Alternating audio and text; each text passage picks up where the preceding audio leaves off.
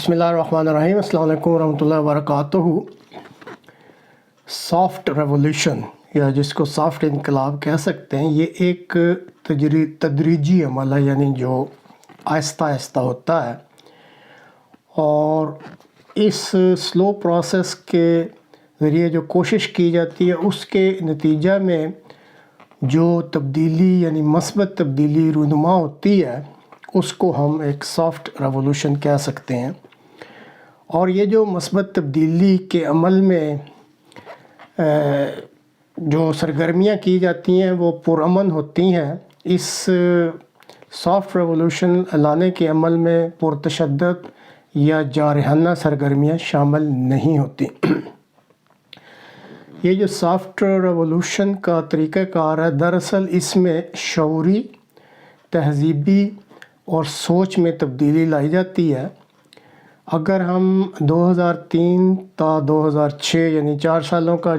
جائزہ لیں تو اس دوران ملک جارجیا، یوکرین، کرغزستان اور لبنان میں اس قسم کے سافٹ ریولوشن برپا ہوئے ہیں۔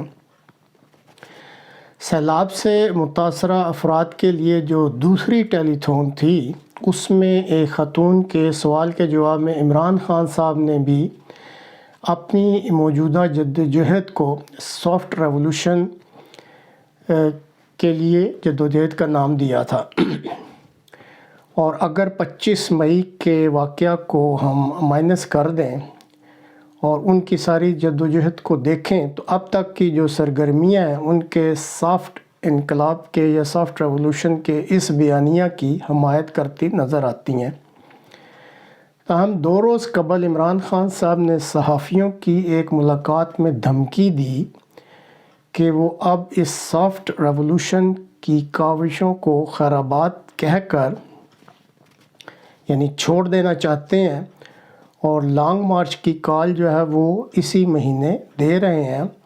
اور انہوں نے کہا کہ اگر اس کی وجہ سے تشدد اور جارحانہ سرگرمیاں کرنی پڑیں تو وہ کریں گے، اور ساتھ ہی انہوں نے ایرانی انقلاب کا حوالہ بھی دیا۔ اب مجھے یہ تو علم نہیں ہے کہ عمران خان صاحب نے کس کے مشورہ پر یہ راہ اختیار کرنے کا سوچا ہے۔ جہاں تک ایرانی انقلاب کا تعلق ہے تو اس کا پاکستان کے انقلاب سے موازنہ قطعاً نہیں کیا جا سکتا۔ خمینی کے انقلاب کے پیچھے ان کی 1964 سے لے کر 1979 تک 15 سال کی ملک بدری شامل ہے، اور اس ملک بدری کی حالت میں انہوں نے کاوشیں کیں، اور ان کے 2 واضح مقاصد تھے کہ شہنشاہ کی حکومت کا خاتمہ ہو اور ان کے ملک میں شیعہ مسلک کے تحت حکومت کا قیام کیا جائے۔ انہوں نے ایران میں جو ممبر کی یعنی جو مذہبی امام کا ممبر ہوتا ہے اس کی طاقت کا شعور اجاگر کیا، اور اس کے ذریعے انہوں نے اپنے مقاصد حاصل کیے۔ لیکن یہ بھی ناظرین ذہن میں رہے کہ ایرانی انقلاب میں 50,000 تا 1,00,000 ہلاکتیں بھی ہوئیں۔ اب جہاں تک پاکستان کی سرزمین کا تعلق ہے تو یہ صوفیوں کی سرزمین کہلاتی ہے، اور یہاں پہ یہ جو مذہب اسلام ہے یہ پیار اور محبت کے نتیجے میں پھیلا ہے۔ یہاں ممبر کی طاقت سے آج تک انقلاب نہیں آ سکا، اور لگتا ہے آئے گا بھی نہیں۔ عمران خان صاحب نے اپنی جدوجہد میں کرپشن، حقیقی آزادی، انصاف، عدل اور قانون کی حکمرانی کے نکات اٹھائے ہوئے ہیں، اور ان نکات کو پذیرائی بھی مل رہی ہے۔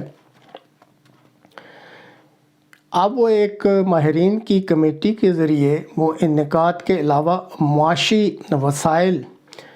جو مختلف اداروں اور افراد کے قبضہ میں ہیں ان کی تفصیلات نکال کر عوام کے سامنے رکھ سکتے ہیں کہ کس طریقے سے مختلف اداروں نے اپنی اجارہ داری یعنی مناپلی قائم کر کے، اور کچھ بااثر افراد نے اپنی مناپلی بنا کے معاشیات کے جو مختلف فیلڈ ہیں اکنامکس کے، ان پر اپنی اجارہ داری کے تحت پوری کمائی ان تک جاتی ہے اور عوام الناس تک ان کا کوئی فائدہ نہیں جا رہا۔ اسی طرح ملک میں جو پیداواری اور انڈسٹریل سیکٹر ہے اس کو مختلف اداروں نے کیسے تباہ کیا، اور اسی طرح یہ جو ہمارے کچھ ادارے ہیں جس میں سٹیل مل ہے، پی آئی اے ہے، ریلوے ہے، کمیونیکیشن ہے، روڈ ٹرانسپورٹ ہے، اور اسی طرح کچھ اور بھی پیداواری سیکٹر ہیں، یہ کس طریقے سے مونوپلائز کیے گئے اور کن کن اداروں اور افراد نے ان کو تباہ و برباد کیا۔ تو یہ ایسے موضوعات ہیں جن کو عمران خان اپنے پہلے سے جاری کیے گئے موضوعات میں شامل کر کے عوام کا جو شعور ہے اس کو بلند کر سکتے ہیں کہ کس طریقے سے اس ملک میں جو وسائل ہیں جو سب کے فائدے کے لیے تھے ان کو کس طریقے سے مختلف اداروں نے اجارہ داری قائم کر کے اور مختلف افراد نے اجارہ داری قائم کر کے اپنے فائدے کے لیے استعمال کر رہے ہیں، جبکہ اس کا فائدہ پوری قوم کو نہیں مل رہا۔ تو اگر وہ اس طریقے سے اپنی جدوجہد کو جاری رکھتے ہیں اور ان پوائنٹس کو بھی ساتھ شامل کر سکتے ہیں تو بہرحال جس طریقے سے وہ چل رہے ہیں جو کامیابی ہے وہ ممکن ہے۔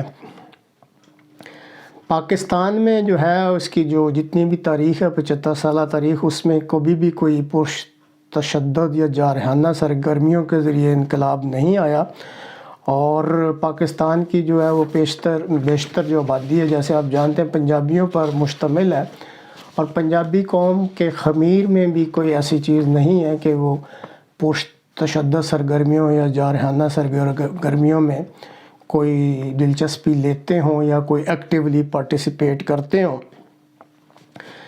اور آخر میں عمران صاحب کے لیے ایک اور بھی مشورہ ہے کہ آپ ایک جب ماہرین کی کمیٹی بناتے ہیں اور وہ آپ کو گائیڈ کر سکتے ہیں کہ مزید کون سے نکات ہیں جس پہ آپ عوام کو